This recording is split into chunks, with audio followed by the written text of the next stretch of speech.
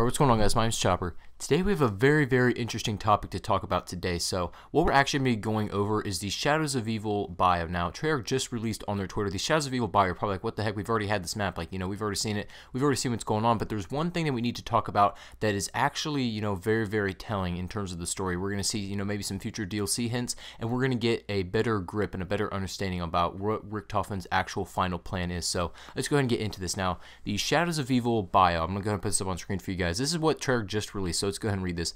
Years in the 1940s. They won't tell us exactly what year for whatever reason. That's been kind of stressing some of the community members out. We can't figure out exactly when it is. Location is Morgue City, of course. Now it says, as four newly cursed souls banded together to defy the undead hordes of Morgue City, Richtofen began to set his grand plans in motion. Armed with the knowledge gained from the KRONORIUM, Richtofen entered the dimension with a singular goal: to secure the summoning key from the possession of the Keepers. So just as a brief recap, we all know at the end of the Shadows of Evil Easter egg, the four Shadows of Evil characters were about to take the summoning key, and then Richtofen pops out of that teleporter, grabs it, and then leaves because it's part of his master plan. He needs that key for, whatever he's up to, whatever his grand plan may be. We aren't really too sure yet. He hasn't given us much information about that. He'll say a comment every now and then, leave us a little quote, and we can kind of play around with it, kind of see what's going on there. But we don't know exactly what he's really up to yet.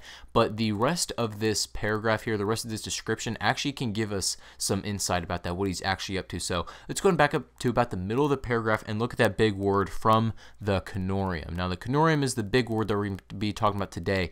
This is going to be the whole topic, the main topic of this video. Now I want to say before we get too far into this that I meant to post this yesterday, but something came up and I wasn't able to. So I decided I'd figure it out and just make the rest of this video today, and that's what we're going to be doing today. So I apologize if I'm late. I apologize if you guys have already seen some of this, but I'm going to give you my spin on it, give you my take, you might learn something new. So let's go ahead and jump into this. Now the KRONORIUM is a very interesting word. Now we think of KRONORIUM, what I want you guys to visualize here, there's a lot of different ways you can interpret this, but the way I think is the most likely way to be interpreted, I want you to think of this as a place. I want you to think of the KRONORIUM as a physical, geological place that you can actually go to. You know what I'm saying? Like, imagine just a room. Imagine a KRONORIUM room. Now we're going to go into a more detailed description, and probably I'll give you an illustration so you can visualize it better. But first, let's go and analyze the word KRONORIUM. Now, the prefix for that word comes from the word Kronos, which is actually the god of time.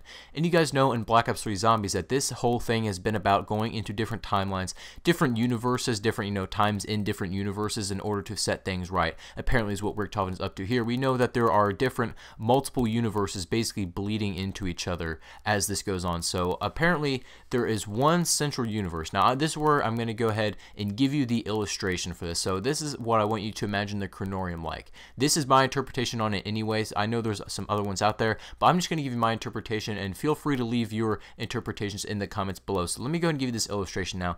Imagine this right here. So you see this central Earth right in the middle here. Now this is the central Zombies universe that we've played all these years, and now what you see around it, these little grids, these little branches, imagine in between all these grids are other universes just like it, but they've trailed off in some different way. Now you can see they're also connected, so they're bleeding into each other. Now just imagine all these lines are different universes, different paths, and different outcomes happen for these universes. So just kind of wrap your head around that. Imagine this as a physical place, and then Richtofen is there. Richtofen somehow was able to manage to get to this KRONORIUM place. He's physically there, and he has like a bird's eye view over all the outcomes of all these universes, because he was saying quotes that like he's seen a bunch of universes, a bunch of different outcomes and futures, and so he knows what every outcome could be, and he needs to pick the right one. You see what I'm getting at here? It's all branching from one universe, but there's a lot of different outcomes that could possibly happen, and Richtofen is able to see them all from a good bird's eye view and can see what all the outcomes could possibly be. So what I think is going to happen in DLC 4, I'm going to lay out my prediction right here.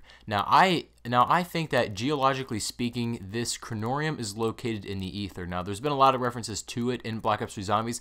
However, we have not visited it just yet, but I think in DLC 4 we were going to actually visit maybe a section of the ether, or maybe we might actually visit the KRONORIUM and see what all these different outcomes could have been. Now what worries me about Richtofen is that since he has seen all of these outcomes, maybe he's getting the summoning key in order to control, right? He's just trying to set the universe right. But what if he's using it to his own advantage? You know what I'm saying? Like, what if he's doing it in order just to make a better better future for just himself. He's giving himself the best possible outcome, not necessarily giving everybody else a good outcome as well. I don't know, that's just kind of something I was thinking about. I'm not really sure about that. I want to hear what you guys think about that. But since Richtofens has all this knowledge, he has way more knowledge than all the other 3 characters. He's just kind of dragging them along with him in order, to carry out his plan, which you don't know what that is for sure yet. We'll have to find out in DLC 4.